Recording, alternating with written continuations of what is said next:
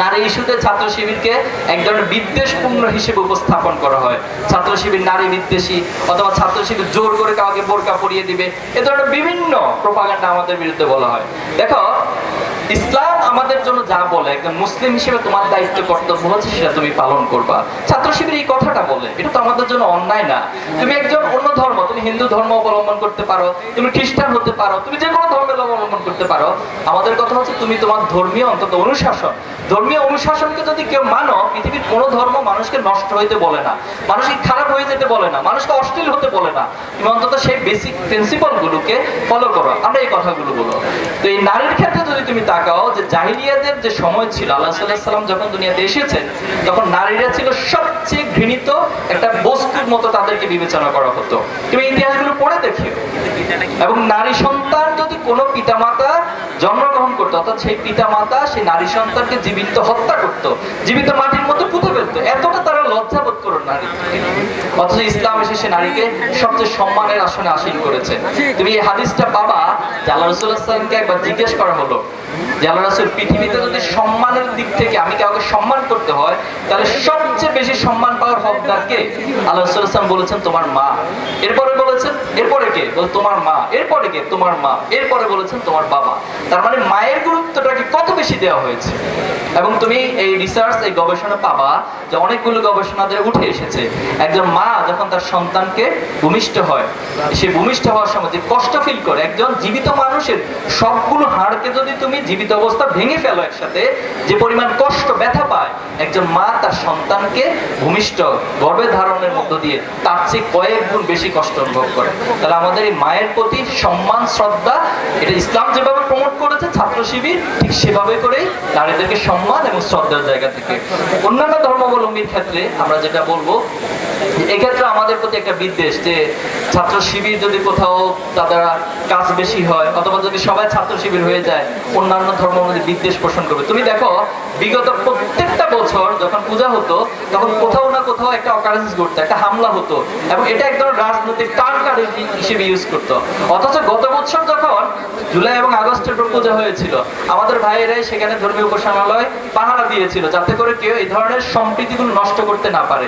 এবং এবছর দেখবা তুমি একটা ঘটনা, একটা কেস বাংলাদেশে খুঁজে পাবা না।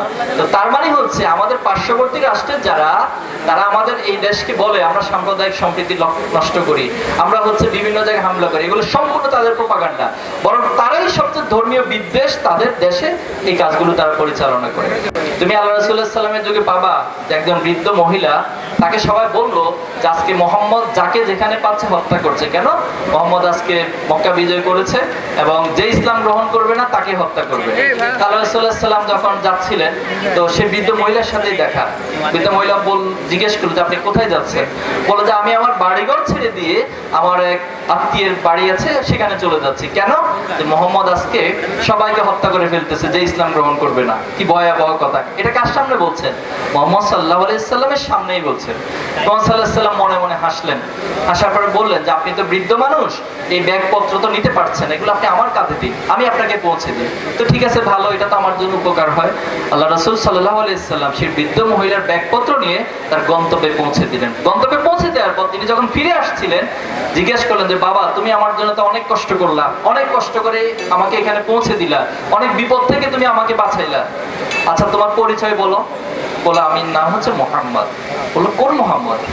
বলে আপনি যে মোহাম্মদের ভয়ে পালিয়ে চলে আসতেছেন, আমি সেই মোহাম্মদ, এবং সেই মোহাম্মদই আপনাকে আপনার এই আসবাবপত্র, ব্যাগপত্র সহ এখানে পৌঁছে দিয়েছে। সুবহানাল্লাহ। তাহলে দেখো, একদিকে প্রোপাগান্ডা হয় একটা, আর বাস্তবতা হলো তার ভিন্ন। একবার এক বেদুইন মসজিদে এসে প্রস্রাব করে দিল, তখন অন্যান্য সাহাবায়ে আজমাইন যারা ছিল তারা উদ্যত হলো তাকে শাস্তি দিবে। কিন্তু আল্লাহ রাসূলুল্লাহ সাল্লাল্লাহু আলাইহি ওয়াসাল্লাম বললেন যে তোমরা পানি এনে মসজিদকে পরিষ্কার করে দাও। সে তো বুঝে না, না বুঝার কারণে সেটা হয়েছে।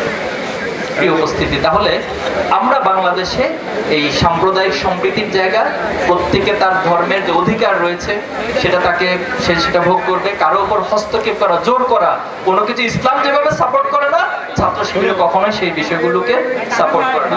এজন্য আমরা আমাদের বিরোধিতাও যারা করেন, আপনারা জানেন কারা আমাদের বিরোধিতা করে। বিগত সময়ে তো একটা শ্রেণী করেছে এবং তারা যখন চলে গিয়েছে, তারা যখন নিষিদ্ধ হয়ে গিয়েছে, এখন নতুন করে তাদের প্ররোচনায় পা দিয়ে একটা শ্রেণী আমাদের বিরোধিতা করছে। আমাদেরকে বিভিন্ন ট্যাগিং এ আগের মতো করে ট্যাগ দেওয়ার চেষ্টা করা হয়। সেজন্য আমরা তাদের জন্য দোয়া করি, তাদের জন্য আমরা অন্তরের মধ্যে ভালোবাসা পোষণ করি। আমরা কারোর সাথে হিংসাত্মক মনোভাব পোষণ করি না। তোমরা জানো যে তায়েফের ময়দানে আল্লাহ রাসূল সাল্লাল্লাহু আলাইহি সাল্লাম যখন দাওয়াতি কাজ করতে গিয়েছে, অনেক কষ্ট করে গিয়েছে, কিন্তু আল্লাহ রাসূল সাল্লাল্লাহু আলাইহি সাল্লামকে তারা অপমান করেছে। অপমান করে আল্লাহ রাসূল সাল্লাল্লাহু আলাইহি সাল্লামের পিছনে ছোট ছোট বাচ্চাদেরকে লেলিয়ে দিয়েছেন এবং একটা পর্যায়ে আল্লাহ রাসূল পাথর দিয়ে আঘাত করলে রক্তাক্ত হয়ে গেলেন। আরো সে ফেরেশতাদের মধ্যে এটা নিয়ে এক ধরনের অস্থিরতা তৈরি হয়ে গেল এবং জিবরাইল আলাইহিস সালাম আল্লাহ রাসূল সাল্লাল্লাহু আলাইহি সাল্লামকে আসলেন, এসে বললেন যে আল্লাহ রাসূল, আপনার উপর যেভাবে রক্তাক্ত করা হয়েছে, পাথর নিক্ষেপ করা হয়েছে, আপনি অনুমতি দেন, এখনই আমরা পাহাড় দিয়ে এই তায়েফবাসীকে নিঃশেষ করে দিব। তখন রাসূল সাল্লাল্লাহু আলাইহি সাল্লাম বলেছিলেন, না, সেটা করা যাবে না। তারা তো বুঝে না, তারা না বুঝার কারণে এই কাজগুলো করেছে, কিন্তু আল্লাহ তাআলা অবশ্যই একসময় তাদেরকে বুঝদান করবেন। তোমরা জানো যে ওমর রাদিয়াল্লাহু তাআলা তরবারি নিয়ে বের হয়েছে আল্লাহ রাসূল সাল্লাল্লাহু আলাইহি সাল্লামকে হত্যা করবে, জানো তো ইতিহাস। তো প্রতিমধ্যে এমন কিছু ঘটনা ঘটলো, আল্লাহ রাসূল সাল্লাল্লাহু আলাইহি সাল্লাম দোয়া করেছিলেন যে আল্লাহ, তুমি ওমরাইন, দুই ওমর থেকে একজনকে কবুল করো ইসলামের জন্য। প্রতিমধ্যে দেখা গেল যে ওমর রাদিয়াল্লাহু তাআলা একটা পর্যায়ে এসে ইসলাম কবুল করেছিল। এভাবে অসংখ্য কেস, অসংখ্য ঘটনা রয়েছে। আল্লাহ রাসূল সাল্লাল্লাহু আলাইহি সাল্লাম যারা তার বিরোধিতা করতেন, তাদের সাথে কেমন আচরণ করতেন, ঠিক সেম আচরণগুলোই আমরাও করতে চাই। এটাই আমাদের আদর্শিক বৈশিষ্ট্য, এটাই আমাদের আদর্শিক নীতিমালা।